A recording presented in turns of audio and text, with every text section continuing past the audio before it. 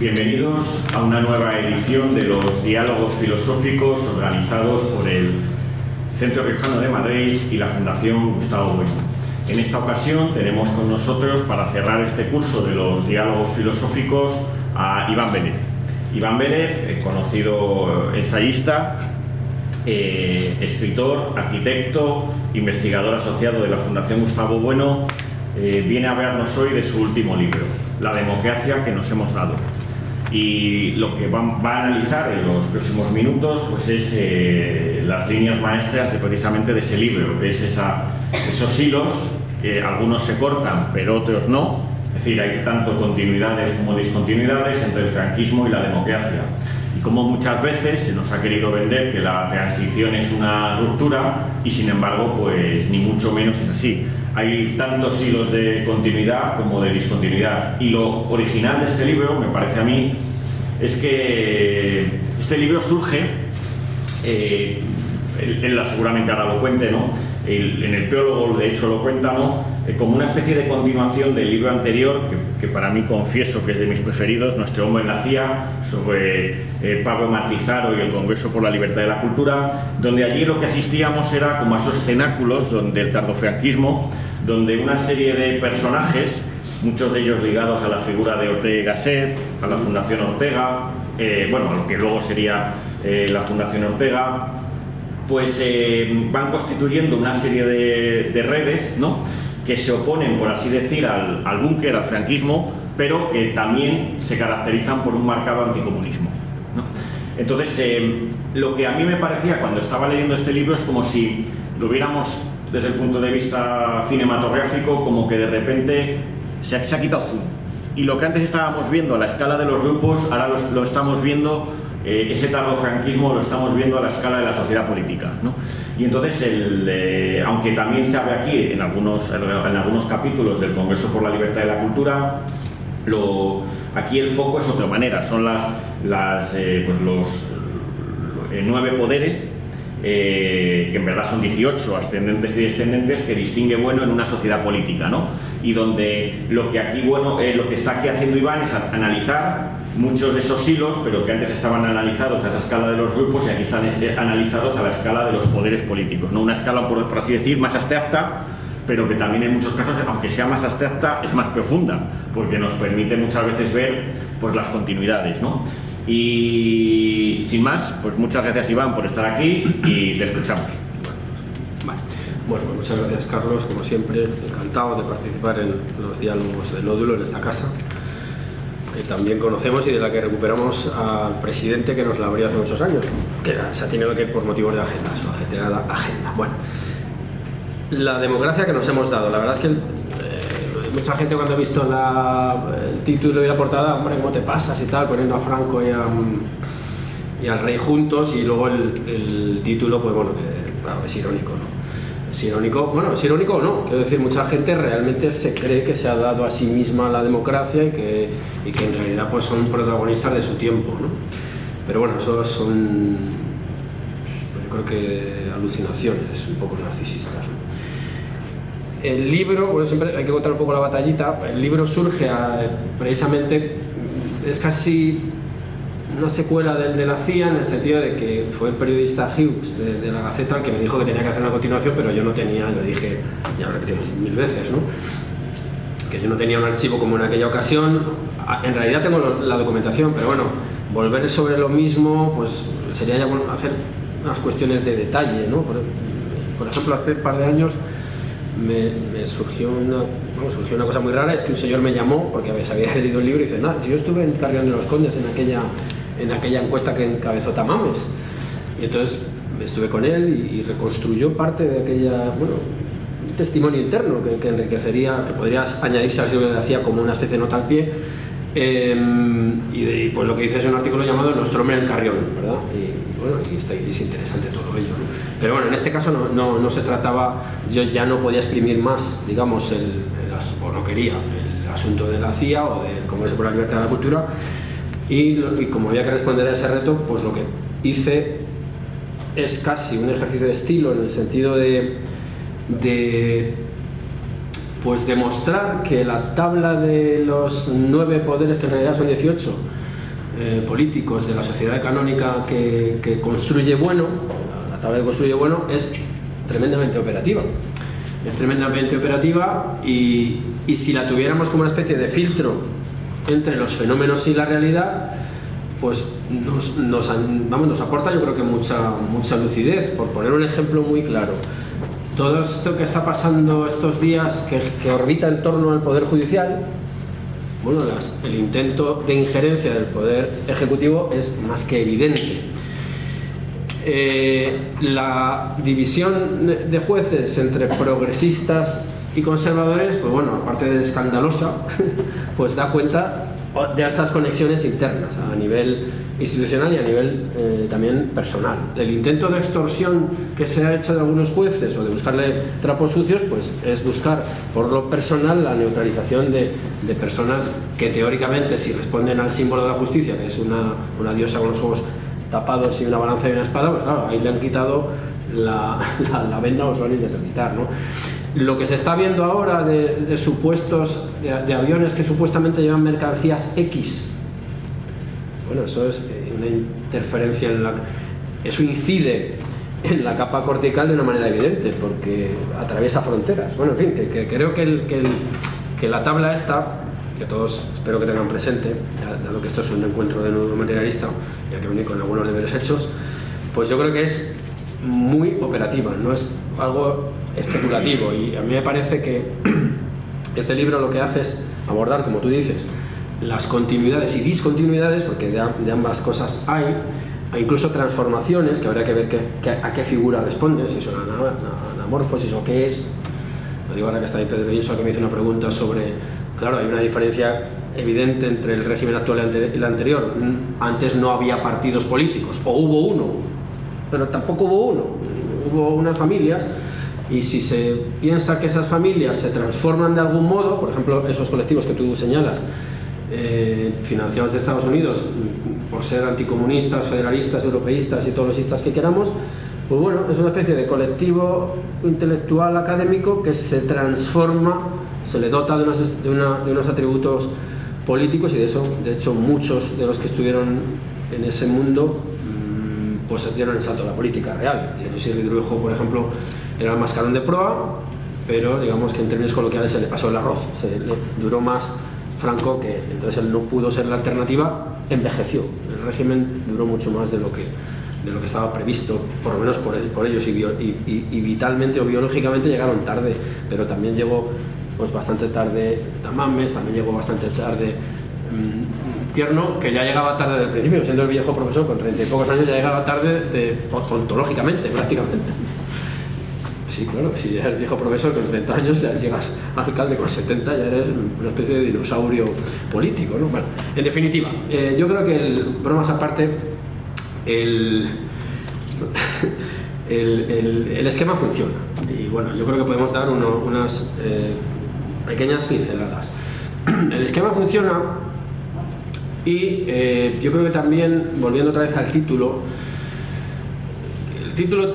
que es una especie de adulación generalizada, esparcida por toda la sociedad, chirría constantemente. Lo primero, cuando se tiene que decidir efectivamente por referéndum y con una alta participación sobre qué va a ser España, evidentemente no se hace sobre un vacío ideológico, ni económico, ni sociológico, ni de infraestructuras, todo ello vinculado a los poderes que ha establecido ya el franquismo, por el hecho de que el franquismo, que surge sobre los escombros de una guerra civil, alguien dirá, ¿provocada por ellos? Bueno, pues da igual, lo que ustedes quieran.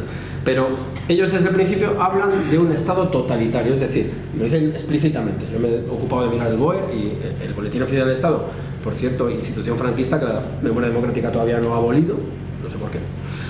Bueno, pues ellos hablan de un nuevo Estado y de un Estado de connotaciones totalitarias. ¿Por qué? Pues porque están fijándose en la Italia del momento. Claro, eso es el franquismo en el año 38, 39. Cuando uno lo compara con el año 68, ese franquismo tiene muy poco que ver.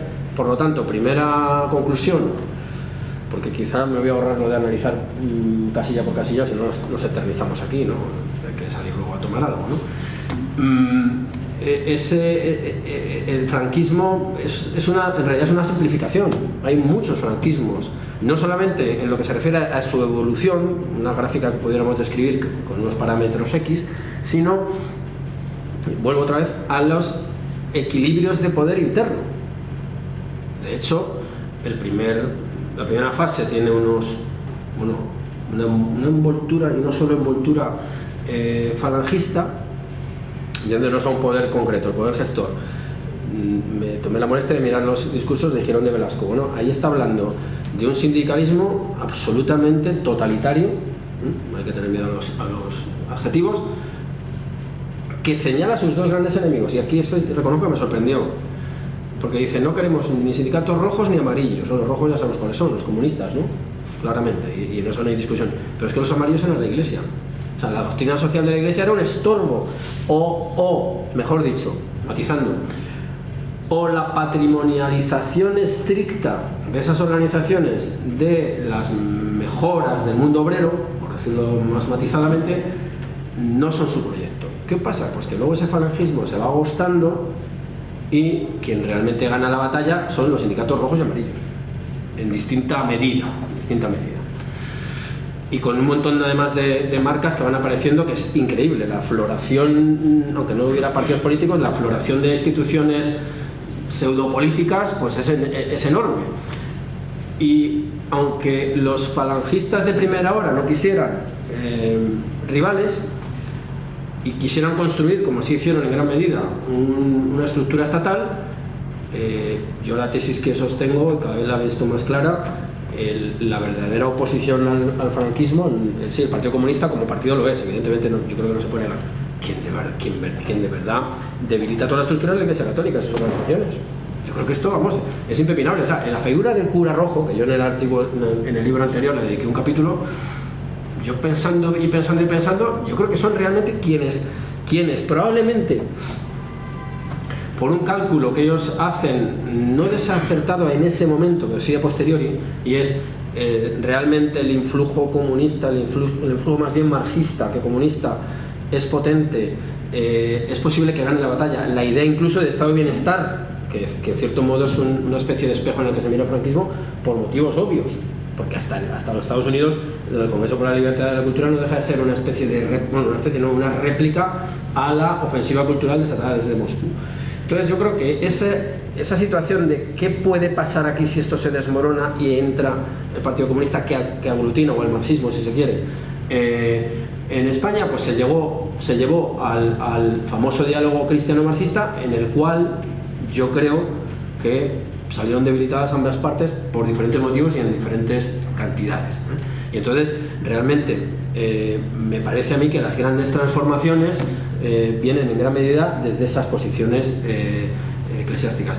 Un ejemplo clarísimo es el Padre Llanos. El Padre Llanos, que es confesor de Franco, acaba en el Pozo del Tío Raimundo, o no sé cómo se llama el sitio ese exactamente cuál es, en el que luego van a comulgar con Galletas María, y esto no es de cachondeo, esto es que es así, Bono y Cerolo. O sea que el arco ideológico está perfectamente descrito y no es ningún chascarrillo, el aperturismo que hay, salvo sí, evidentemente algunos elementos clericales que se opusieron, mantenedores de las esencias, mantenedores de ese tomismo que se cultivó en una parte del franquismo, pero que luego fue decayendo por muchos motivos, pues yo creo que eso es una auténtica evidencia. Bueno, vamos a hacer algunas continuidades y discontinuidades, ¿no? Porque esto ya me estoy poniendo un poco casi... Continuidades. Pues hombre, el Poder Ejecutivo, yo creo que, aunque sea sin la portada, yo creo que establece una continuidad evidente. El sucesor a título de rey. Sí, luego evidentemente han pasado cosas, no vamos a detenernos, han pasado muchas cosas, algunas más presentables que otras, pero ahí hay una continuidad y desde luego el traspaso de poderes de algún modo, ya más diluido por mor de la cogobernanza y plurinacionalidad y demás en la que estamos inmersos, yo creo que se mantuvo. De hecho, la figura de Juan Carlos I fue intocable durante mucho tiempo, porque de algún modo era la figura estabilizadora y la que en gran medida establecía esa continuidad, aunque todos sabemos que estaba jugando este señor con más de una baraja, ¿no? Eso el que quiera, pues que busque sus relaciones con los Estados Unidos, que en realidad es otra continuidad, porque el aperturismo político y la vinculación atlantista ya se da durante el franquismo, y es más, no es que se dé en el año 53 con los pactos de Madrid, que sí, evidentemente ahí ya sale negro sobre blanco el acuerdo, es que durante la Segunda Guerra Mundial, cuando ya se ve que la cosa del eje no está tan clara, ya estamos intentando mirar de reojo al amigo norteamericano, que no era tan amigo porque todavía había a lo mejor el recuerdo de Cuba, que se ha mantenido más tiempo de lo que parece, y que había incompatibilidades por la vía, por ejemplo, del protestantismo, pero bueno, ahí ya se intentó un vínculo que enseguida se estableció, y se estableció por muchas líneas, ¿no? Entonces yo creo que ahí, evidentemente, en el Poder Ejecutivo las continuidades son evidentes, aun cuando luego pues es verdad que se ha establecido pues sí, la figura del presidente del gobierno, eso es absolutamente indudable, la partitocracia es absolutamente indudable, pero en el diseño, por ejemplo, de las circunscripciones políticas se tuvo mucho cuidado de dar unos pesos muy concretos, y estamos pagando muy caro ese reparto, ¿no? con el privilegio dado a algunas regiones que se han mostrado insaciables y que están poniéndose en jaque. De hecho, el inicio del libro se lo dedico a un análisis del momento crítico de la democracia coronada, que es el año 17, con el golpe de estado de Puigdemont, que por cierto sigue en Europa, no está en África, está en Europa, en el corazón de Europa, y que supuso el punto crítico de una acumulación de tolerancia a unas facciones, a unos literalmente, si nos atenemos a la definición, a una serie de facciosos, vamos a hablar claramente, ¿no? Financiados con dinero público y con el apoyo, y hay que denunciar aquí, porque aquí la idea de pueblo es sagrada, pero bueno, aquí sagrado creemos poco en lo sagrado, en lo justo, ¿no? El pueblo, pues hombre, tiene es tan maleable que, claro, yo cuando veía claro, porque uno va perdiendo la memoria, o sea, dices, en el 14, ¿cuánta gente salió? Pues tanta, pues, wow, 1 millón de personas. En el 15, otro millón. Ya estamos en Europa, no sé qué, o sea, una serie de estupideces, claro, una persona normal no puede encajar esa alucinación, pero esa alucinación caló en 1 millón de personas, si queremos números redondos, y dirigidas, pastoreadas, ya que el pueblo y el pastor tienen mucho que ver, pues por la Asamblea Nacional Catalana, la terminología, por supuesto, ya secesionista de una manera explícita, con apoyo de cargos públicos, con apoyo del máximo representante del Estado español en esa región, y aquí no pasa nada. Es que lo de España es asombroso, aquí no, es que es tolerancia, es diálogo y es una libertad de expresión. Bueno, pero una libertad de expresión que está intentando fraguar unas estructuras, y no me pongo conspiranoico, no voy a decir si intervino solo o dejo de intervenir, se lo dejo a otros y que lo demuestren, porque eso hay que demostrarlo, o es por Rusia o quien fuera, pero al menos los intentos de internacionalización del conflicto, y estoy utilizando la terminología de ellos, por cierto, ya utilizada por ETA en su momento. Aquí no pasó nada. Aquí no pasa nada. Ahora que está ahí Pedro y eso delante.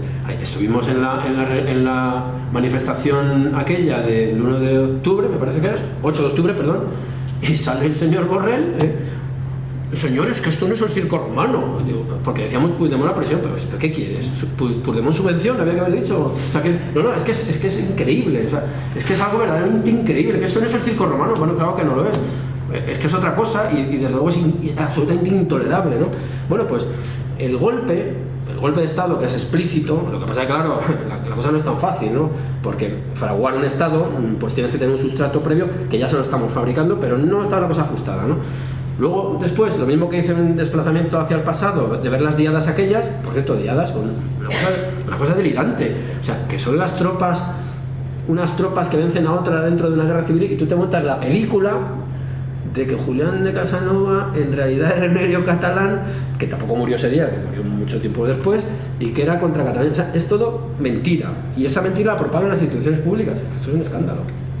Y entonces, lo mismo que fui para atrás con las diadas, digo, voy a ir para adelante, y te encuentras con la ley, o sea, con el indulto, que solo hacen poderes públicos, con la amnistía, que lo hacen poderes públicos, ejecutivo y y legislativos son los que están interviniendo ahí, por ir viendo un poco las casillas, que son dinámicas, por cierto. Las casillas no se deben entender como compartimentos estancos, son dinámicas, nada pertenece estrictamente a una y únicamente a una, siempre se desborda de algún modo, ¿no? Bueno, pues resulta que después, cuando estos señores han visto que todo el monte es orégano o casi todo, que ahora se pelean por la autoría del indulto, o sea, de la amnistía. Pues dicen, no, que la he redactado yo, que soy el al que le afecta la pena. Entonces, claro, te quedas perplejo, ¿no? ¿Qué país es este? ¿No? Esto no es serio, ¿no? ¿Qué? Bueno, en definitiva, por ir avanzando. El Poder Judicial, hemos hablado un poco del legislativo, del judicial, con estos ejemplos de las amnistías.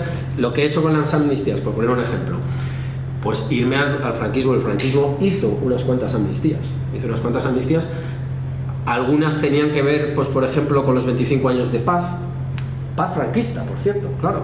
La paz también lleva apellidos. La Pax Romana, la Pax Americana, que es la que estamos, aunque haya guerras de por medio, claro está. La Pax franquista, la Pax sanchista sería indultar y congraciarse con todos los secesionistas, sería la paz, claro, mientras esté él allí, pues ya está. Y entonces, durante el franquismo, pues hubo una serie de amnistías. Hubo otros momentos en los cuales no llegó la amnistía. Ahora está por ver si esos momentos históricos, muy bien utilizados desde cierta propaganda, también europeísta en gran medida, con muchas dosis de fundamentalismo democrático, se debieron o no mantener. Esa pregunta que la responda cada uno en su cabeza. Yo no quiero líos, ya tengo bastantes. Por lo que respecta al Poder Judicial, yo creo que ya está todo dicho. Evidentemente, el primer franquismo, por ir haciendo algún paralelismo que otro, no sé si me estoy abriendo mucho. No, me vas avisando. ¿Qué quería? Una justicia absolutamente vertical también. Vertical, es decir, los jueces pertenecen al partido, la justicia es de partido, falangista. Claro, eso no se pudo mantener por muchos motivos. Que por cierto, algunos de los jueces de la Segunda República, como no se puede partir de cero nunca en historia, fueron rescatados. El famoso Castán, que algunos lo conocerán, que tengo que hacer un artículo, por cierto, ahora que me acuerdo, me lo han pedido, pues se mantuvo y fue rehabilitado, pues porque tú no puedes hacer tabla rasa. Eso pasa en todos los regímenes. Siempre hay transiciones, siempre hay ciertas transformaciones. Claro, propagandísticamente tú tienes que decir que esto es todo nuevo, porque aquello es el demonio y tú eres Dios. Pero nunca es una cosa ni otra, es una cosa mucho más mezclada. Bueno, pues evidentemente esa justicia no pudo ser llevada a término. ¿Por qué? Pues porque las luchas ideológicas o familiares intestinas del franquismo determinaron otros resultados. Democracia coronada actual, vuelvo a repetir, cuando se lanza una cuestión al Tribunal Constitucional, que ahora se ha convertido, yo diría, una especie de super supremo, ahora que estamos aquí hablando de supremo, o sea, es una especie de super supremo, bueno, ojo lo que estamos diciendo, encabezado por un señor que dijo que la toga hay que arrastrarla y que se manche con el polvo del camino. Vamos, esto es un atentado contra la famosa diosa de escoger la túnica y barrarla, ¿no? Se supone que no. Claro, lo alucinante, por no decir otra cosa, que empieza también por A y acaba por ante, es que cuando hay una cuestión que se lanza al Tribunal Constitucional, esa cuestión ya viene completamente ideologizada y como el reparto de los jueces es por unas cuotas de partido, ya sabes que si hay 4 progresistas y 3 conservadores, cosa que es absurdo porque habría que determinar qué es progreso y qué es y por qué es malo conservar en algunos casos. Pues ya sabes más o menos lo que va a salir. Por ejemplo, la democracia coronada actual, que tiende a un estado plurinacional lleno de señas de identidad, folclore, carguitos, cacicazgos y demás, pues claro, todo lo que vaya en esa dirección, por lo visto, es progresar. Pero desde un punto de vista de la defensa de la nación española, es una auténtica barbaridad. Es justamente lo contrario, es la destrucción de la nación, del Estado liberal entendido en términos clásicos, no anarcocapitalistas como hay alguno por ahí que todo se resume, ¿no?, en que su dinero está en su bolsillo y que empieza a ganar dinero no sé qué día del año, bueno, los servicios, que hermoso, o sea, que también. Entonces, que vaya algo al por ejemplo, vamos a poner un ejemplo muy claro: el aborto. El aborto en España es considerado, o sea, el aborto libre, utilizado incluso como método anticonceptivo, en España es entendido como una cosa de progresismo, vamos, incuestionable. Hombre, desde un punto de vista bioético es bastante cuestionable. Entonces no sé dónde está el progreso ahí. Digo así, hablando en términos lisológicos, hablando en términos un poco difusos, ¿no? Pero sin matices. Bueno, pues entonces esa cuestión llevada a esos tribunales, si el reparto, la correlación de fuerzas, en ella prevalece el progresismo, como eso se le supone progresista, tiene que darse. Y así todo. La amnistía, por ejemplo, que no me la quiero dejar atrás, otra vez vuelvo sobre ello, porque esto ha sido el punto crítico, claro. Y sería la consumación del robo de parte de nuestra capa basal, que siempre repetimos el mismo argumento porque es que es el que es. Vamos a ver, la amnistía, la posibilidad de amnistía se discutió en los cenáculos que aprobaron, o sea, que sirvieron, digamos, la democracia que nos hemos dado, la constitución que nos hemos dado, y no aparece. Y claro, la interpretación que han hecho para avalarla ya es el colmo, porque como decían las caricaturescamente, claro, tampoco prohíbe expresamente, yo qué sé, la antropofagia.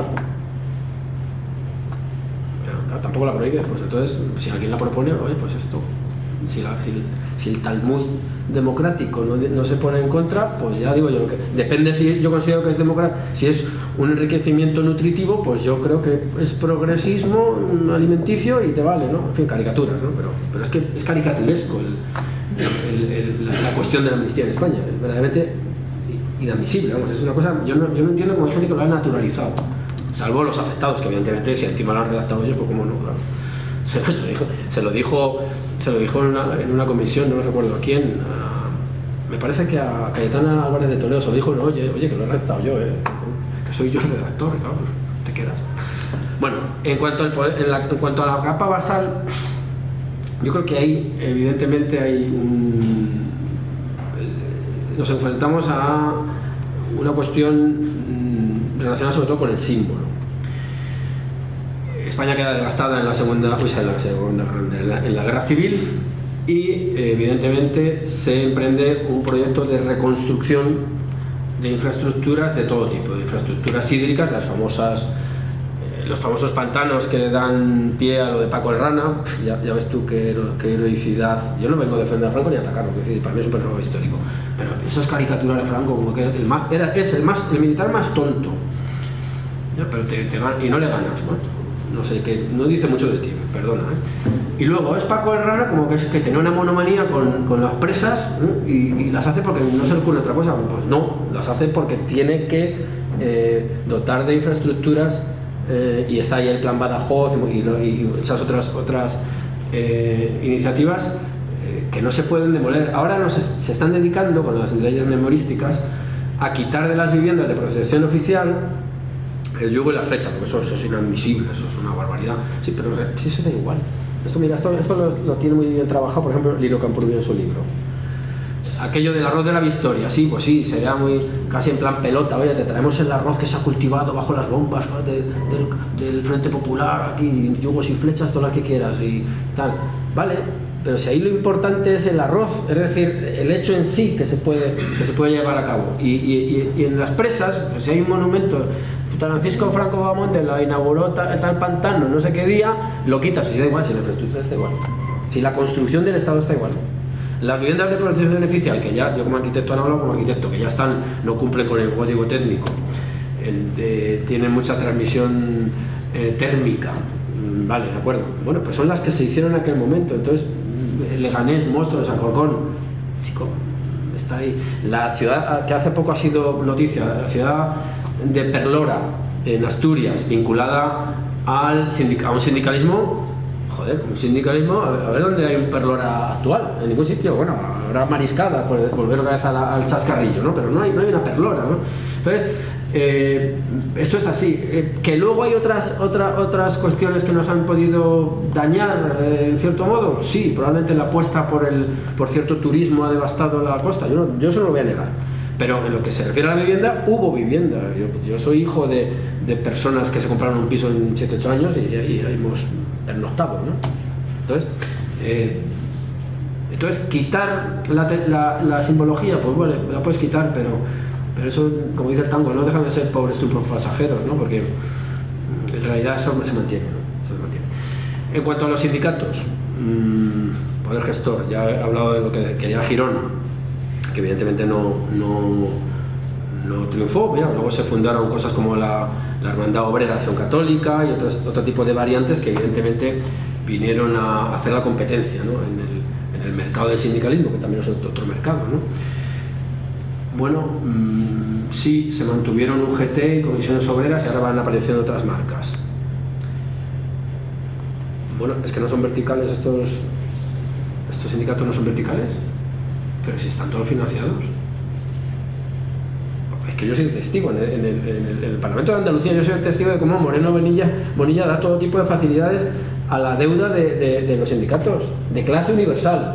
Pero es que luego, porque a lo mejor yo creo que es actuar con ejemplos, ¿no? Luego tuve ocasión, antes de que me dejaran de llamar, porque los medios de comunicación te llaman, luego hay un día ya no te llaman, ya por algo que no gusta.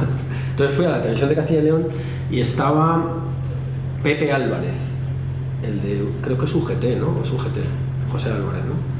Que en Cataluña se llama Josep Álvarez, el ayornamiento regional. Y entonces, bueno, vamos a ver qué tal. Pues, y estábamos el presentador, él y yo. Y digo, oye, pues yo tenía una pregunta. Yo me hice el tonto, claro. Y digo, quería hacer una pregunta, a ver si me la puedes contestar. Digo, mira, yo estuve trabajando en Tarrasa en el año 10 y me di cuenta que nadie de los técnicos que estuvimos allí, que no éramos catalanes, ninguno se llevó a sus hijos, yo tampoco. Digo, claro, porque si tú coges a un niño con la inmersión en catalán obligatoria en el año 10 y el túnel dura año y medio más o menos, y te lo meten en catalán, pero es que el próximo túnel puede estar en Bilbao, te lo meten que ahora ha habido un problemón en la PAU, en vasco, y luego da la casualidad que el siguiente túnel es en Pontevedra, pues ya el niño no sé cómo va a acabar. Y me dice, digo, yo creo que además, yo en plan ingenuo, claro, en plan hipócrita, vamos, cínico, y digo, no, claro, no, porque si no va a decir se va a notar, ¿no? Digo, claro, porque esto es una traba a la movilidad de los obreros. Y me dice, sí, eso es un tema que está por ahí grabado, pues eso es un tema que habría que abordarlo. Pero es un ascensor social. Coño, es lo que dice Fomento, ¿no? ¿Cómo se llama? La institución de empresarios catalanes. Foment del Treball. Yo parlo catalán un poco, ¿no? Vamos a ver. Entonces, el Foment dice lo mismo, pero es que en los días, en la diada y en las ceremonias, también llamadas aquelarres, secesionistas, ellos toman partido por la secesión. Entonces, claro, la clase obrera universal pues pierde mucho universalismo en cuanto esta gente se alinea con el catalanismo. En las Vascongadas han ido mucho más lejos. Ahí ya son directamente sindicatos dependientes de las dos grandes marcas, los padres y los hijos, los del árbol, las nueces, y ahora por lo visto también de los tubos, que han aparecido tubos. Entonces, bueno, pues estas son continuidades y discontinuidades. Son tan verticales los del franquismo como los subvencionados de la actualidad.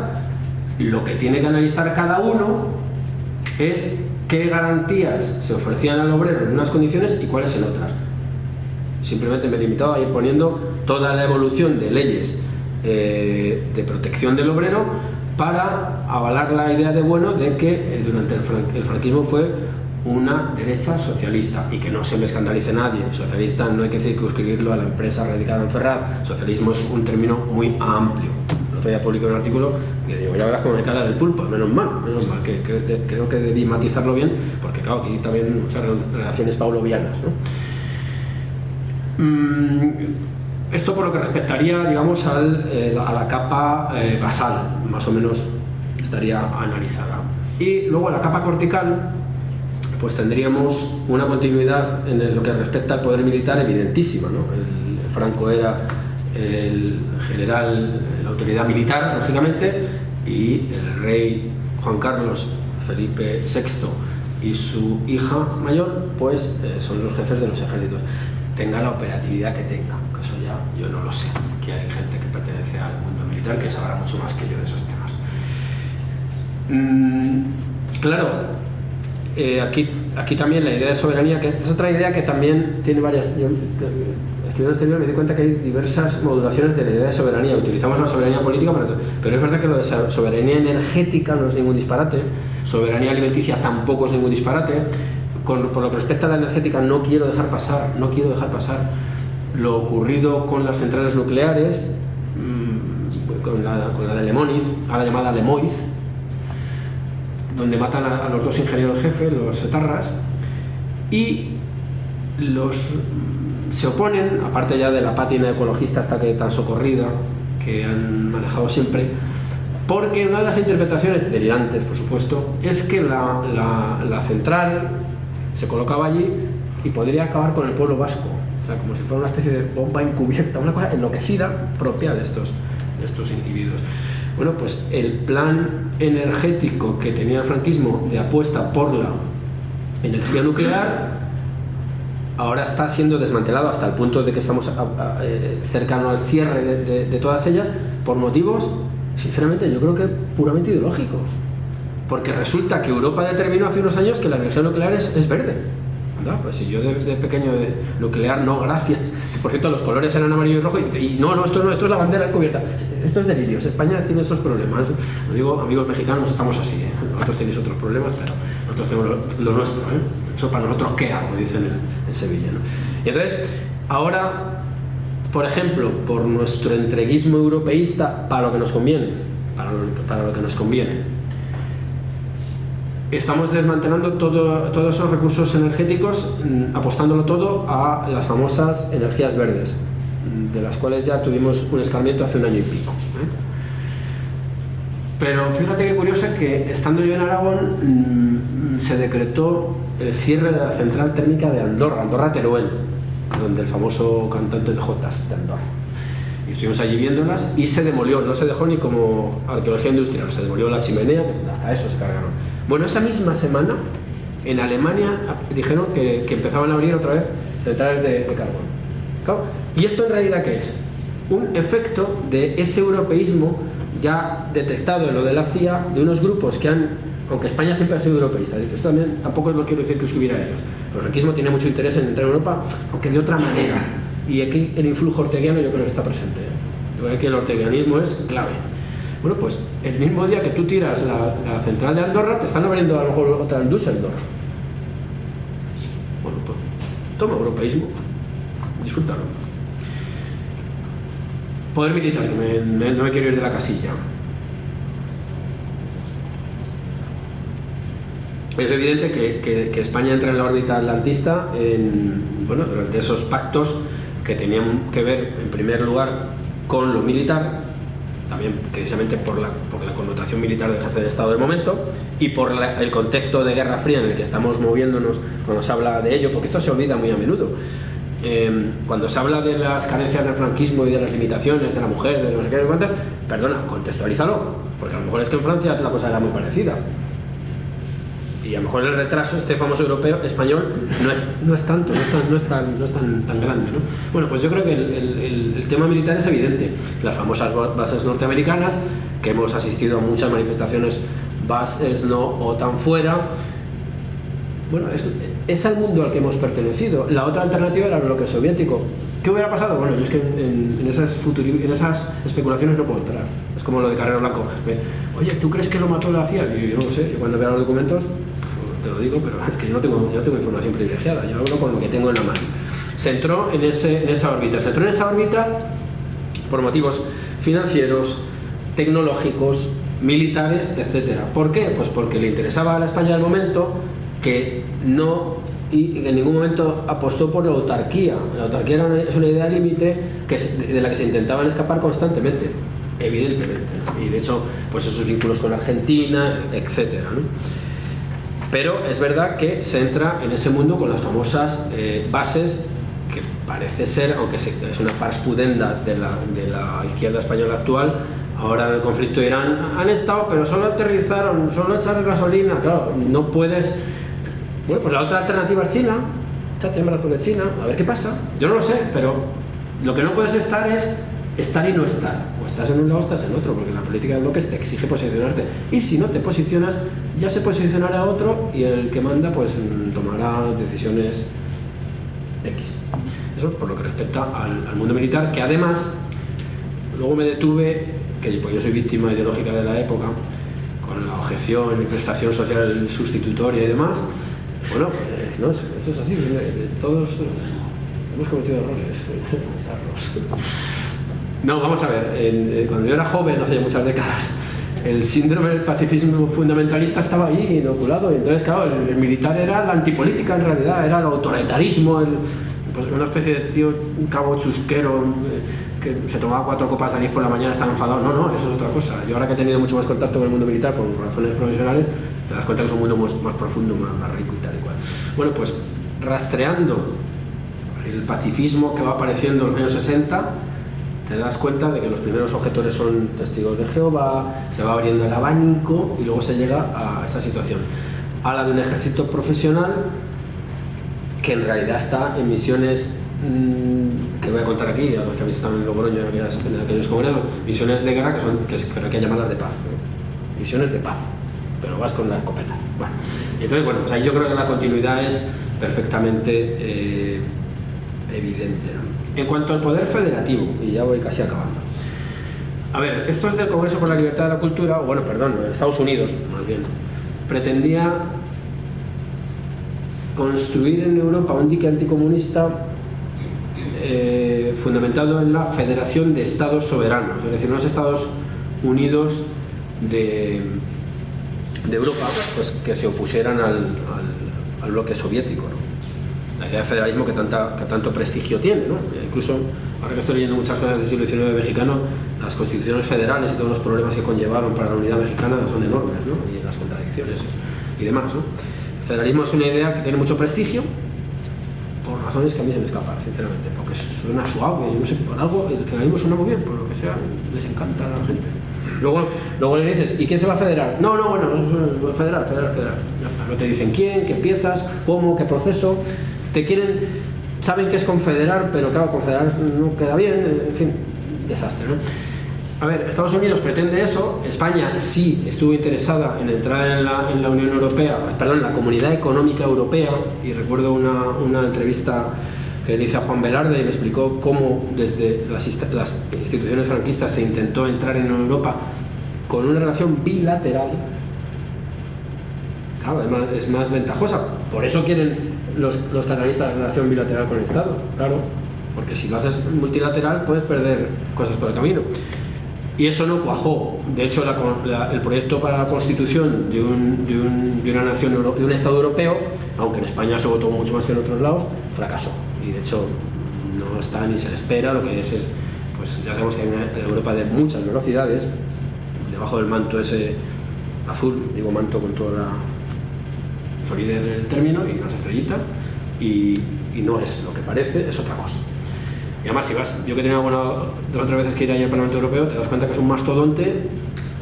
A mí yo creo que entendí muy bien en Europa. El primer que estuve, porque me bajaron al garaje y había una flota de Audis allí infinita. Y digo, esto es Europa, efectivamente. Ahora sí que estoy en el corazón de Europa. Audis, bueno. ¿Y qué ocurre? Pues que esa idea del europeísmo inducido por Washington no cuajó. Pero estos grupos elegidos para intentar avanzar por esa vía hicieron una lectura interna, y la lectura interna es federar España. Federar España significa trocearla, por supuesto pilotada por las oligarquías locales o cacicazgos, como se quiera, y luego de federal, pues bueno, ya hablaremos, porque que si las balanzas fiscales, que si el idioma, en fin, otra cosa, sabemos de lo que estamos hablando. Pues un modelo de discriminación objetiva. Y eso sería el poder federativo. Y luego, en cuanto al poder diplomático, bueno, pues continuidades y discontinuidades. Yo creo que evidentemente la continuidad más grande es el vínculo atlantista, que ha estado ahí todo el rato.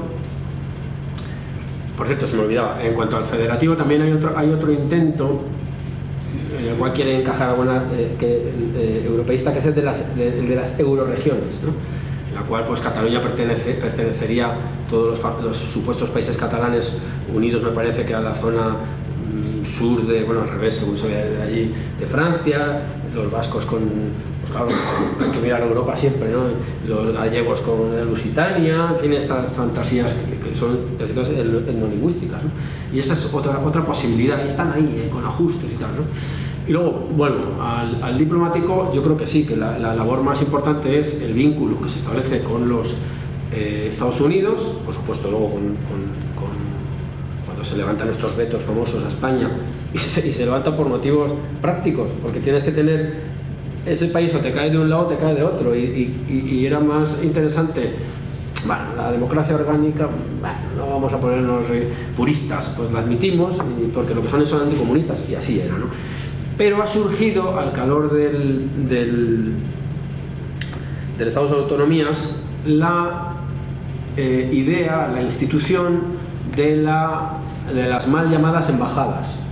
Porque no son embajadas, porque para ser embajada tienes que ser un país soberano. Son sedicentes embajadas, y habría que decirles, y sediciosas, con intenciones sediciosas. Bueno, pues esos son instituciones, en el caso catalán, que es el más desarrollado, para colocar con altísimos sueldos a la gente afín, porque claro, el catalanismo produce excedentes. Por eso tenemos que mandar profesores a Valencia. Estas protestas que ha habido en Valencia del mundo del profesorado, que es una vergüenza, que es un gremio, bueno, es un gremio que, en fin, me callo, hay muchos docentes en la sala, no quiero enemistarme con ellos, aunque quizás estén de acuerdo, ¿eh? En realidad es meter catalanismo, pero ¿de qué estamos hablando aquí? ¿Pero qué pintan esas banderas si lo que quieres es que el aula no está a tantos grados y no sé cuántas horas? Esto es una farsa, hombre, esto es una farsa. Entonces, esas embajadas lo que están es intentando dañar al máximo la idea de España y vender las bondades de unas naciones que arrancarían más o menos por el Paleolítico, quizá antes, oprimidas por España secularmente. Claro, luego da la casualidad que tiene una renta per cápita alta. Bueno, son pequeños desajustes, ¿no? Porque aquello es el cuerno de la abundancia y nace de allí el dinero, probablemente, ¿no? Y entonces están trabajando en contra de España. Pero esta democracia que nos hemos dado lo tolera, y en estas estamos. Y ya con esto me callo.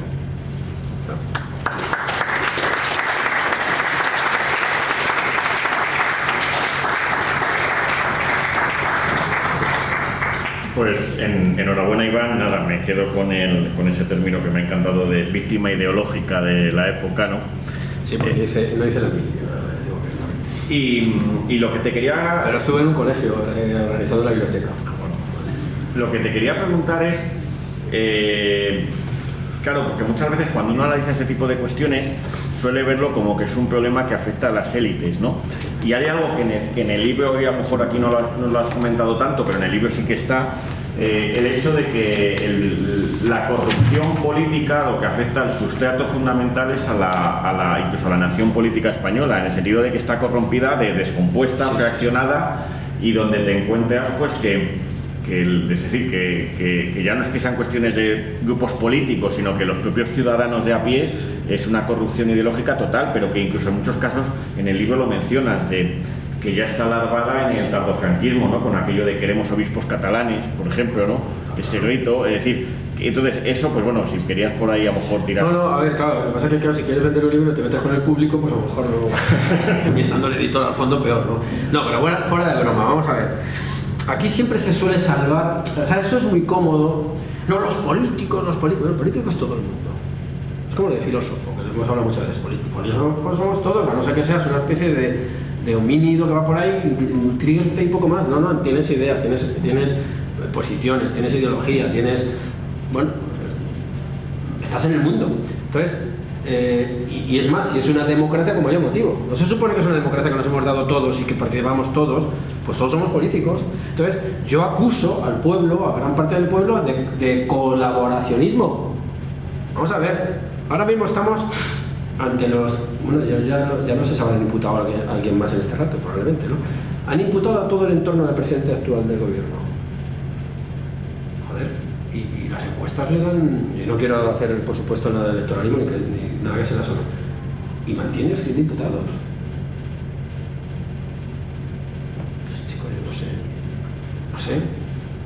No estoy diciendo que haya que votar a ninguna otra marca concreta, no voy a señalar a ninguna, aunque alguno puede intentar adivinar lo que estoy pensando. Bueno, pero y no puedes decir, oye, esto se ha acabado, hay que refundar. O sea, quiero decir, mucha gente está pringada, aunque solo sea ideológicamente. O sea, no voy a decir ejemplos familiares que no quiero movidas, pero que te quiero decir que mucha gente es comulga con ruedas de molino, le da igual. Soy de izquierda de toda la vida, yo voto tal cual, pero es que a lo mejor lo que tú votabas en el 80 es justo lo contrario de lo que se está proponiendo ahora y te mantienes. Eso solo lo hacemos en los aficionados al fútbol, que siempre somos del Real Madrid o del Atleti, pero en la política hay que tener otra visión más crítica, digo yo, ¿no? O sea, tú no puedes admitirlo todo. El actual presidente, lo siento, le ha tocado. Vamos a ver, si tú todo lo que estás haciendo ahora contradice lo que prometiste, tú te tienes que caer, tío. Tus votantes te tienen que abandonar, porque eres un mentiroso. Entonces, y no vale el argumento, no, es que viene otro que es peor. Es que bueno, es increíble. Entonces, yo creo que sí que hay un grado de corrupción enorme. Por acusar a más gente. El tema del profesorado. Pero ¿cómo es posible que tú mismo no puedas dar clase en un instituto de Tarrasa? Digo Tarrasa porque estoy haciendo un túnel y siempre digo Tarrasa, pero tú no puedes ir a Tarrasa a dar clase, Carlos. Y tú tienes un currículum apabullante. Pues no, tiene que ir a lo mejor un profesor que es un auténtico ceporro, pero claro, como tiene el acento, pues además ya van a medir hasta los acentos, Cuidado, porque este no es del Maresme, que no sé qué. Entonces, está vetado para... O sea, tú no te puedes ir ni a dar clase a las Vascongadas. Digo Vascongadas porque me gusta. Ni a Galicia, ni a Valencia, ni a Cataluña, ni a Baleares. Entonces, y te lo supero. Bueno, y a lo mejor tampoco a Madrid porque no hablas inglés. El cosmopolitismo que nos invade. Así está. Pues, claro, entonces, ¿qué gremio es este? Ese gremio está corrompido. Porque el tío que sabe que tiene un currículum peor que el tuyo, te pongo como conejillo de indias, y dice, no, yo sé catalán y el catalán es muy importante, ¿dónde va a parar? Casi no viene Carlos Madrid a quitarte el trabajo. Bueno, a quitártelo no. A ganártelo con mayores méritos, la meritocracia, el ascensor social. Eso, por no hablar, voy a hacer alguna acusación más. 30 segundos. Se podría decir el nivel de corrupción de que hay en el claro, sacas el tema de la enseñanza y aquí que estamos, pues es que no. Por ejemplo, simplemente lo que es ver los baremos para acceso a cátedras, que son convocadas ahora. La competencia son bajos en algunos casos. Aquí cátedras de secundaria, y es alucinante ver como lo que más vale, más que los méritos por ejemplo, haber sido miembro del consejo escolar unos años cuenta igual que un doctorado. ¿Cómo lo comen ustedes eso? O sea, o el hecho de haber tenido algún tipo de cargo en la administración vale mucho más que publicaciones, etcétera. Entonces, lo que tenemos no son catedráticos de contenido, claro, de gente como antiguamente, sino que lo que hay son catedráticos que sean correas de transmisión de la administración de turno. Vamos a meternos con la gente. Vamos a crear más enemigos. Vamos a ver. Grandes empresas que financian eventos. Y algunos eventos en España están destinados a favorecer el secesionismo. Eso es evidente. Hay un colectivo, yo tuve una empresita pero no entré en ese club, que se llama IBEX 35. Pues tú no puedes financiar a los enemigos del Estado en el que tú trabajas. Y me consta que lo han hecho. Entonces, si ese colectivo lo ha hecho, ese colectivo también está corrompido. O sea que el nivel de corrupción abarca a muchos ámbitos de la política, de la vida española. Y hablo de corrupción potente, no estoy hablando de que robes una botellita de agua, no estamos hablando de cosas que comprometen seriamente, por utilizar algún término clásico nuestro, la autaxia de España. Es decir, el hecho de que en España los niños, y esto Joaquín Robles lo ha dicho mucho en tribuna y lo aplaudo, los niños tengan un nivel de financiación de su escolarización diferenciado, es un auténtico escándalo. Y esto, un colectivo, lo siento, un colectivo con los profesores debería levantarse y decir, no señores, no. Pero claro, aquí entra ya el egoísmo, la cutrez, el cortoplacismo, la barriga, vamos, así de claro. Pues abrimos el diálogo al público, si alguien quiere tomar la palabra, hacer una pregunta, comentario. El gremio de los músicos también. Tengo otro caso de una pianista que tenía que saber gallego para tocar el... Sí, con respecto al europeísmo, Europa, quizás en la Constitución y en la transición no venía previsto la entrada tan clara de España en Europa, sino que se está haciendo por detrás, ¿no? Porque no hay claramente un artículo, una norma también en esa época que diga que va a entrar España en Europa, ¿no? Entonces, todos esos años, desde el 78 hasta el 86, ¿qué habrá pasado como para que se diera eso de manera por fuera de esta democracia que nos hemos dado, quizás, ¿no? De una manera paralela o ajena? Y en ese sentido, el caso de Inglaterra, que ha pasado hace poco, ya que lo he comentado, ellos tienen, a propósito del Brexit, que se dice que ha fracasado, etcétera, pensando que si España en el futuro fuera bueno un Spexit, porque nadie lo plantea, y también en el sentido de que allá sí que hay contrapesos y controla el poder, pero tú dices que los votantes del presidente actual son los que lo apoyan para que no se vaya, pero en cambio en Inglaterra se dice que son los propios miembros de los partidos internos de su partido, en este caso sería lo del PSOE o lo de los socios, que no apoyan al presidente o al primer ministro y por eso se va. Entonces un poco también esa analogía con Inglaterra, España y quizás en la Constitución el control al poder o la democracia que nos hemos dado, los controles al poder no están tan claros como en Inglaterra quizás, ¿no? A ver, en Inglaterra lo que se hizo es un referéndum y ganó la salida, pero a ver, las constituciones se supone que lo que regulan es el Estado ya existente, no puede tener todo previsto. Por eso he criticado yo que si no sale la amnistía, o sea, si no sale la prohibición explícita de la amnistía, eso no te da pie a decir que sí, que encaja, vamos, que se me ocurre decirte. No sé. Buenas tardes, Iván. Muchas gracias por tus comentarios, son casi mejores que tus libros. Realmente se disfruta mucho. Yo quería hacer una pregunta. Hay una, no sé si leyenda urbana o teoría conspiranoica relacionada con la transición antes de morir Franco, que viene a decir que hubo una serie de protagonistas, no único, no solo la ETA, sino más gente, que estaba en remover uno de los principales obstáculos, que era Carrero Blanco. Es decir, si hubiera fallecido Franco con Carrero Vivo, antes de transición, hubiera sido de otra forma. Yo he oído que quien presentó, no sé si una fiesta o a ETA, a la CIA, que estaba metida, fue el PNV, ¿no? Que parece que un poco, pero yo lo comentaba, creo que fue a Roberto Barrio, me parece. Y bueno, pues un poco el premio que ha recibido el PNV por esa remoción de obstáculos ha sido pues el concierto vasco, ¿no? Todos sabemos que es son 5.000 millones al año de regalo que estamos dando los españoles al PNV, no a nadie más. Bueno, ya sé que no hay pruebas, pero existe la sospecha relativamente firme. Bueno, vamos a ver, el PNV, yo solo analicé en el libro de la CIA, tenía mucho contacto con este núcleo de ideólogos, ¿no?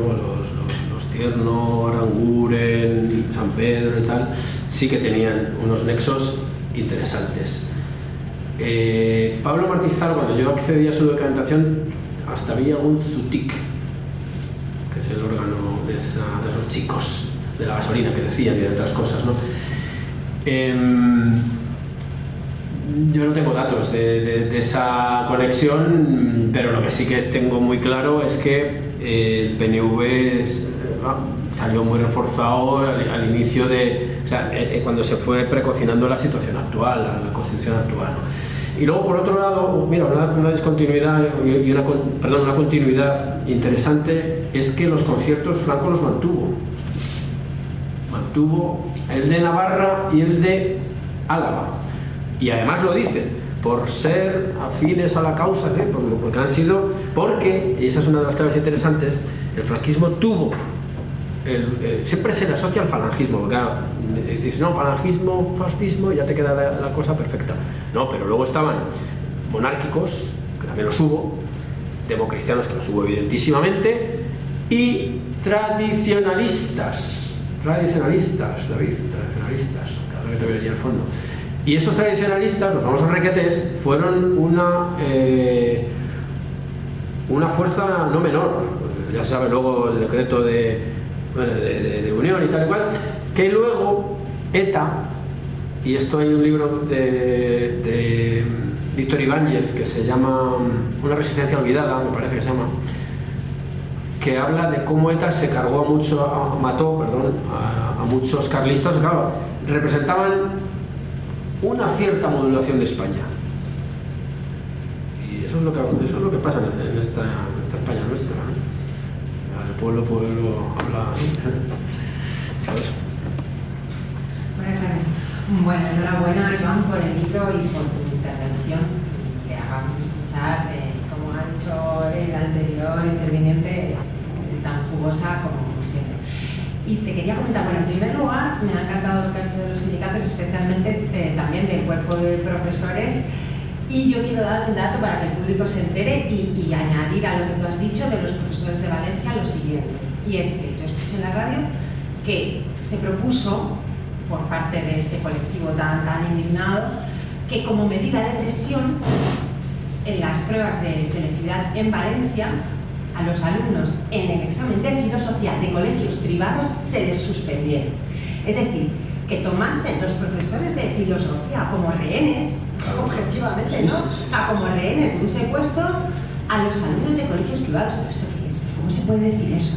En primer lugar, la gente lo sepa, si es que no lo sabe, que yo entiendo que sí, pero vamos, no lo saben ellos, los propios profesores, que los colegios privados son exactamente igual del Estado, que las leyes educativas cubren todo tipo de educación, tanto pública como privada, que las leyes también las tienen que cumplir. ¿Pero qué es esto? Incluso el mismo que lo estaba diciendo, no sé si es sindicalista o adalid de esta revuelta, considerando que estaba diciendo una barra basada.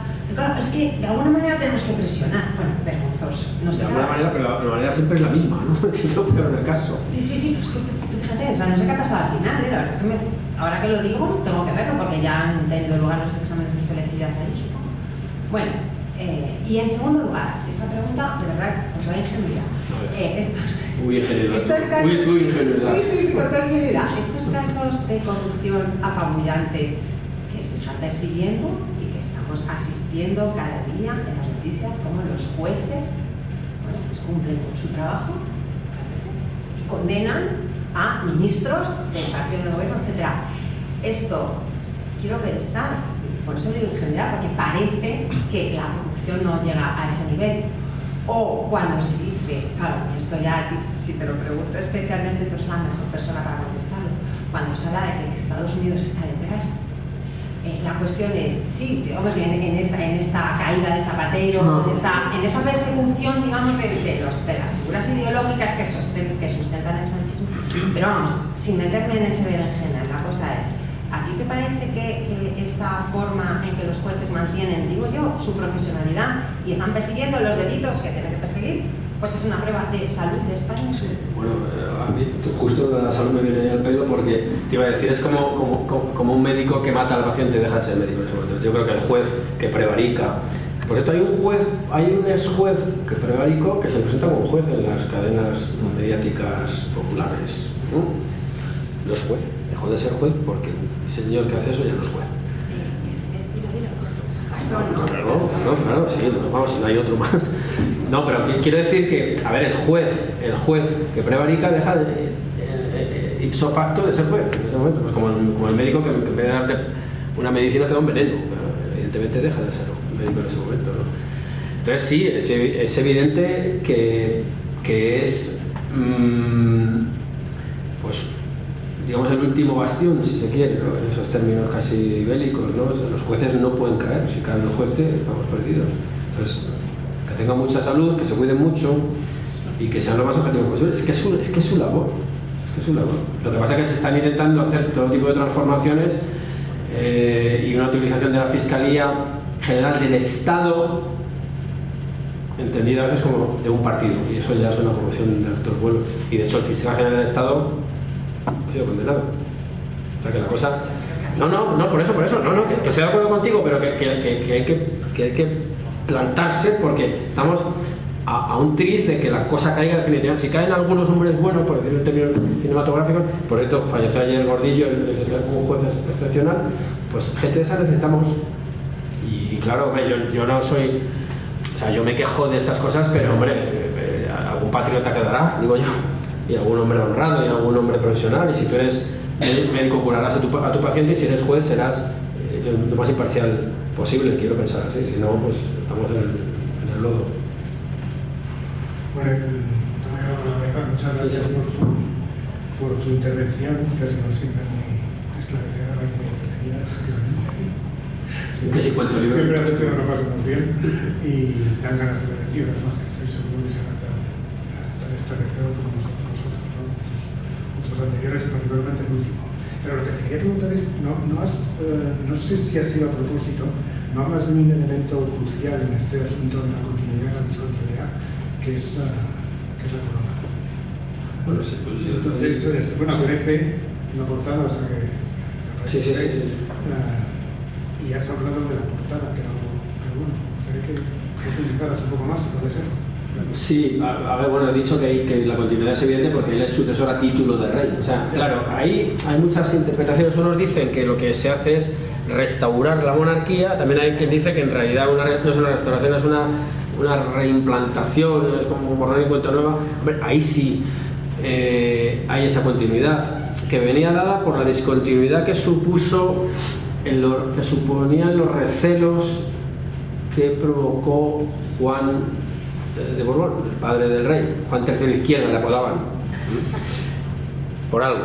Entonces no era de fiar, al parecer. Entonces, de hecho, él presionó muchísimo, lo tengo por ahí documentado en otros trabajos, para intentar hacerse con la corona, pero no, Franco nunca quiso, y de hecho intentó porque no salió la cosa del todo bien, seguramente como él hubiera deseado, moldear a Juan Carlos llevándolo a las jarillas y demás, poniéndole unos preceptores, y luego en la Academia de Zaragoza, etcétera. Entonces se intentó que Juan Carlos fuera el que mantuviera algunas cosas. Lo que pasa es que yo creo que Juan Carlos jugó varios escenarios y pudo ser un poquito más leal, pero bueno, no sé si con eso te contesto. Pues nada, felicitarte, Iván, porque tienes unos cuantos libros que todos son problemas, polémicas, todos... Me meten, yo ya sé que no... Mira, ahí está Manuel que me dijo, oye, mándame un libro y no te mandé nada, porque digo, si se me ha agotado ya no tengo nada, no tengo pila. Pero cuando ya me retan, pues ya entro en trapo, ¿no? Pero no me meto. Los últimos 5 libros no me he metido ninguno. O sea, desde la CIA no he hecho ningún libro que no haya sido por encargo. Pues este, por ejemplo... Son un sujeto en el cubata continuo, ¿sabes? Sí.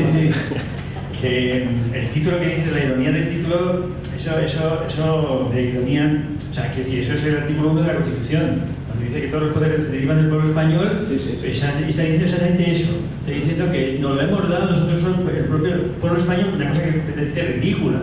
O sea, sobre todo cuando tienes en cuenta todas estas influencias que vienen del imperio de los papas, del imperio norteamericano, del imperio ruso, o sea, completamente atravesados estamos de todo. Y somos consecuencia de todos esos problemas, ¿no? Es decir, que lo del pueblo español y toda esta historia es pura ideología, demagogia, ¿no? De esto. Y entonces ahí es donde está cierto que estoy en el libro de coger la tabla clasificatoria de bueno de los poderes del Estado, pues viene muy bien para eso.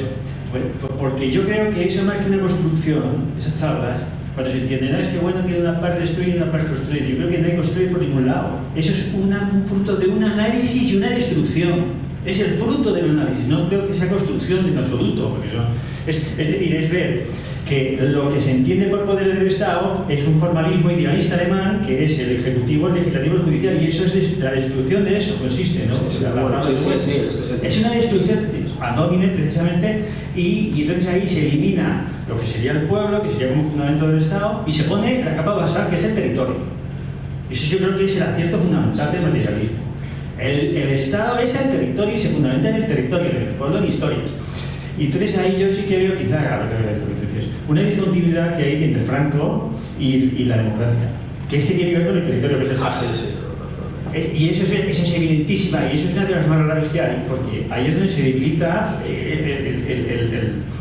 la producción y todo el dinero, la capa basal, la riqueza del Estado. Entonces, esa nadie, bueno, ahora ya mucho menos, ¿no? Pero yo creo que esa es una de las cosas fundamentales que no se quiere participar. No, vamos a ver, coinciden las dos cosas. Lo primero, sí, es la tabla destruye esa limitada visión de los tres poderes. Se dice construye porque lo amplía de algún modo, se puede entender, pero es verdad que destruye esa especie de formalismo que son tres poderes. Pero claro, ¿quién puede negar que el poder militar es un poder efectivo? Lo que pasa es que precisamente la fuerza ideológica del pacifismo percibe como antipolítica el militarismo. ¿Me parece bien? Bueno, entonces esa casilla te la tienes que cargar. Y todo lo demás por añadidura, ¿no? Porque como sí que es cierto que los cargos se designan desde el Ejecutivo, parece que todo se concentra en el Ejecutivo, pero no es cierto, eso no es verdad. Eso por ahí. Y luego lo que dices del territorio, bueno, yo creo que lo hemos dicho hasta la saciedad. Pues además, la secesión, que se entiende como el derecho a decidir, un derecho subjetivo, no, es que yo he decidido. Claro, que es una fórmula de unos propagandistas catalanes muy hábiles. No, tú has decidido robarme un trozo de la tarta, del territorio, con todo lo que ello conlleva. Hasta quitándole todo el idealismo, poniéndole muy prosaicos.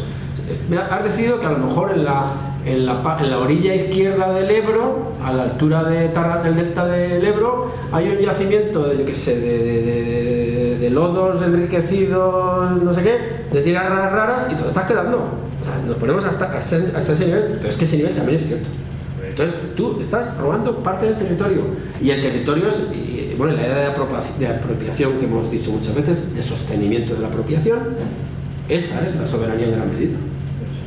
Entonces, yo lo que intento es eso. Tengo que decir también que la tabla es una forma de trabajo. Yo he analizado unos casos, aquí habría que, pues yo qué sé, se podrían hacer muchos análisis. Está abierto para quien quiera, por supuesto, pero quiero decir que con la misma tabla, si te quieres ir fijando en otros aspectos de cada uno de los poderes, pues te saldría otro libro, porque la tabla, ya digo que ordena muy bien, clasifica muy bien, pero insisto, no son 9 cajones.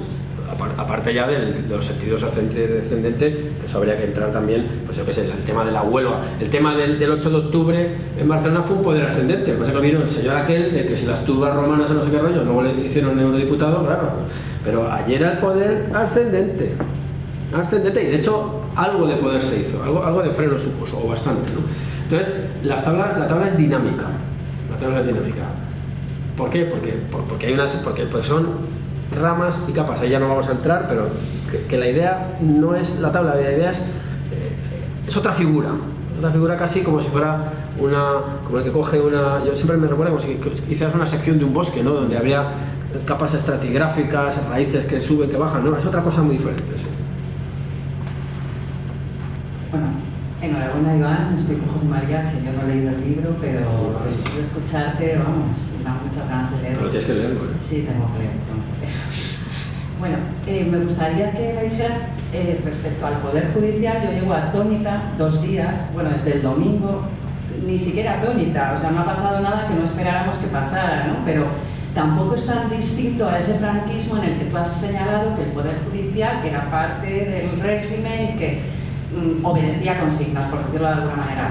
Pero es que ahora mismo estamos en una situación en la que un juez dicta un acto en un sábado y todo el Ejecutivo en masa, y todo el Legislativo en masa, y todo el poder mediático en masa se permite abiertamente criticar a los miembros del gobierno.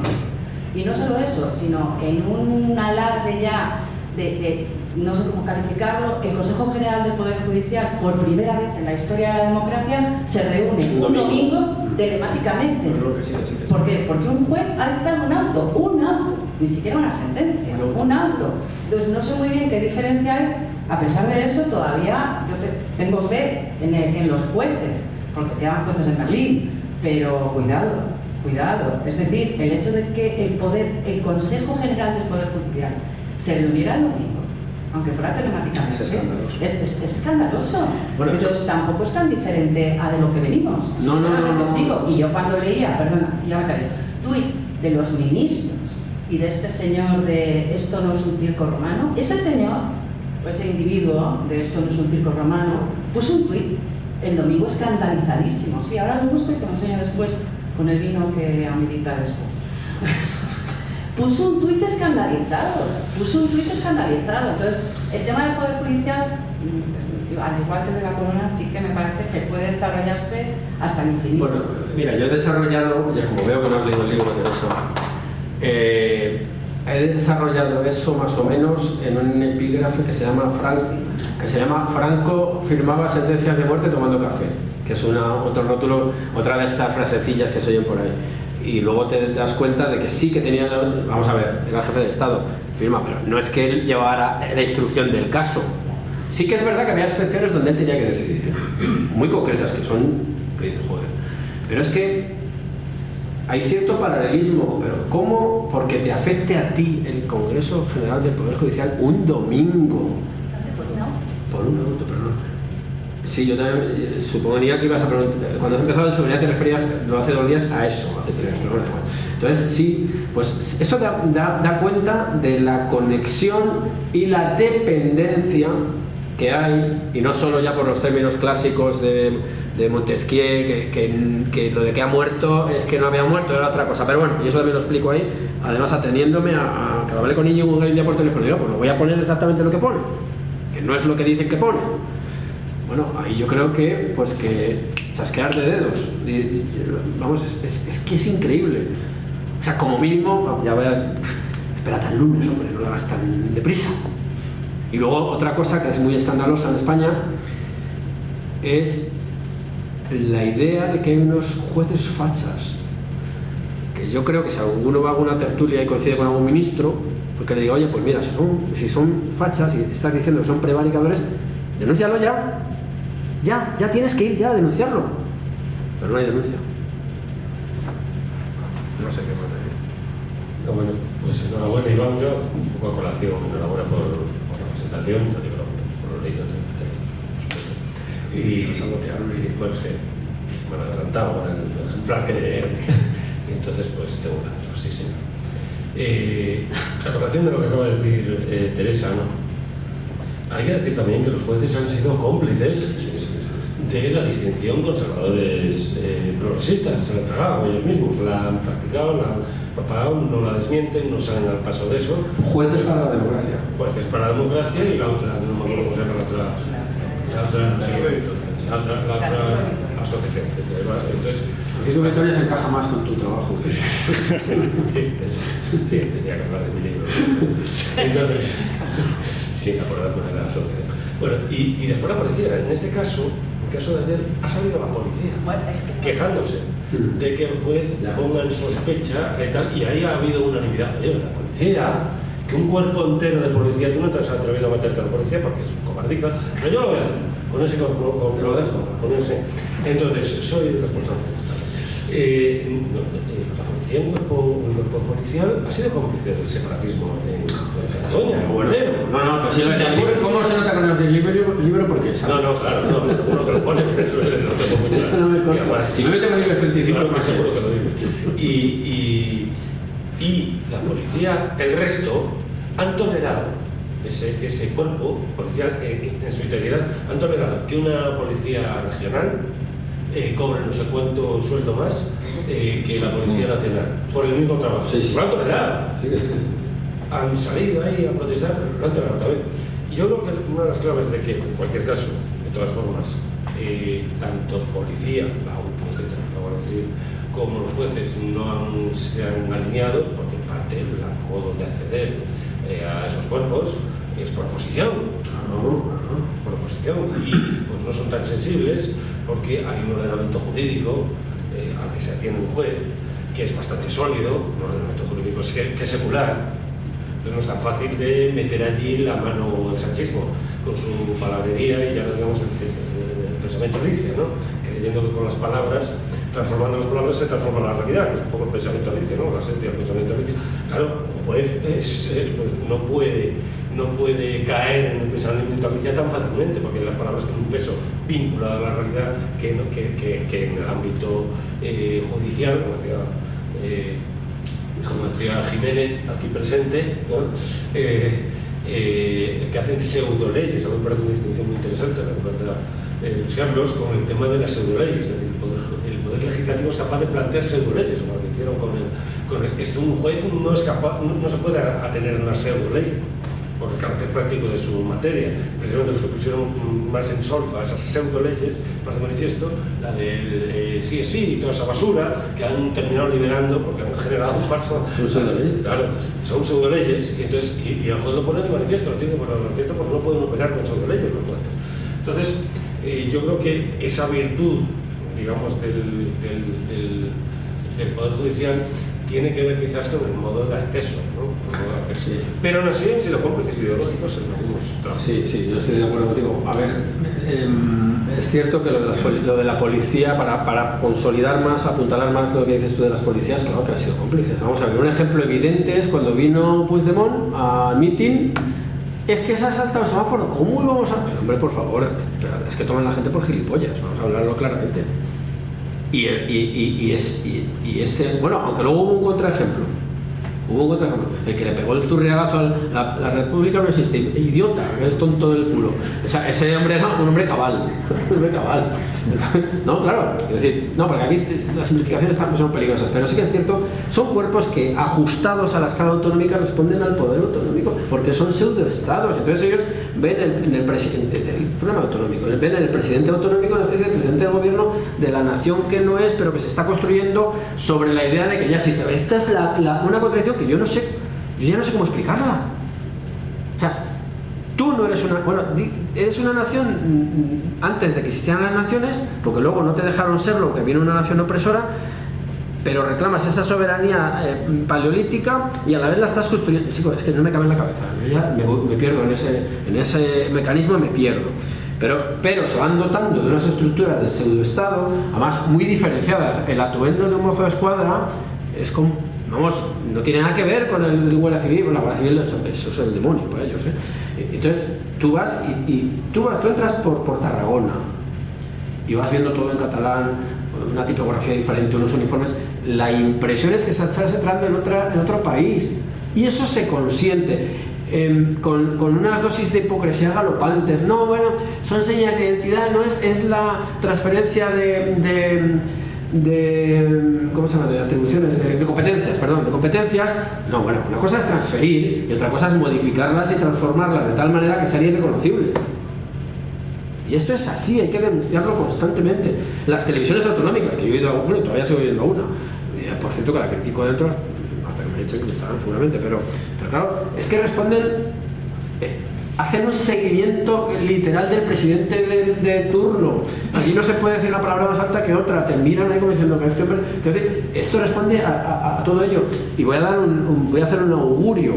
Vamos a asistir a un creciente andalucismo mucho más agresivo del que se pueda sospechar. Si ustedes son, o vosotros, buenos observadores, os daréis cuenta que ya los productos de Andalucía se anuncian con acento andaluz. No pasa nada, los acentos, no pasa nada, muy bien. Pero ya tenemos el día 4 de diciembre, Día de la Bandera, instaurado por el PP.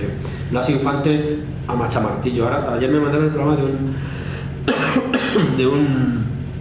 de un congreso potentísimo financiado por la Junta de Andalucía. Es decir, aquí no hay una idea de patriotismo implantada, es una labor que hay que hacer en la medida de lo posible, porque aquí lo que hay es una pulsión regionalista, paleta y cosmopaleta. Bueno, no hay que estar en Europa, sino, por favor, ¿cómo no hay que estar en Europa? Y buscar la diferenciación por la diferenciación. Entonces, las policías efectivamente es un escándalo la diferenciación de sueldos y de todo tipo de condiciones, un verdadero escándalo. La transferencia de prisiones. Hombre, Lledoners, menudo penal. Madre mía, qué mazmorra. Por favor. Si no fuera dramático, pues sería una tarde aquí de cachondeo, muy bien, que podemos reírnos, siendo conscientes del problema que tenemos. Pero hombre, Lledoners, ¿has estado en Lledoners? ¿Tú? Si tenía más agenda el del ADN, que otra cosa igual. Cargos públicos hablando del ADN diferente. Pero bueno, ¿esto qué es? Entonces, claro, el españolito de a pie que al mundo viene, pues que espabile también, que no consienta esto. ¿Cómo que tienes baches en el ADN? Ese hombre, vamos, hay que defenestrarlo al menos metafóricamente. Pues muchas gracias, dándote las gracias, Iván, por esta magnífica presentación, exposición del libro y aparte por por la energía que siempre derrochas en las preguntas y los símiles siempre tan bien traídos, ¿no? Y duros como el mármol de una sauna, como sueles decir. Sí, eso lo dije en la tele, que tenía el rostro como el mármol de la sauna. La presentadora no le dijo, hombre, el ejemplo. Pues, me gustó. Pues dándote una vez más las gracias, simplemente pues dos avisos. Clausuramos el curso de diálogos filosóficos organizados por la Fundación Gustavo Bueno en colaboración con el Centro Riojano de Madrid. Volveremos con más en octubre de este año. Y simplemente un último aviso que siempre hago, y es que estos diálogos pues no son gratuitos, y entonces tenemos aquí un cepillo de resonancias eclesiásticas, ¿no? Para que ustedes puedan dejar, si lo desean, una pequeña colaboración para el sostenimiento y mantenimiento de estos actos. Voy a contribuir con mi óvulo.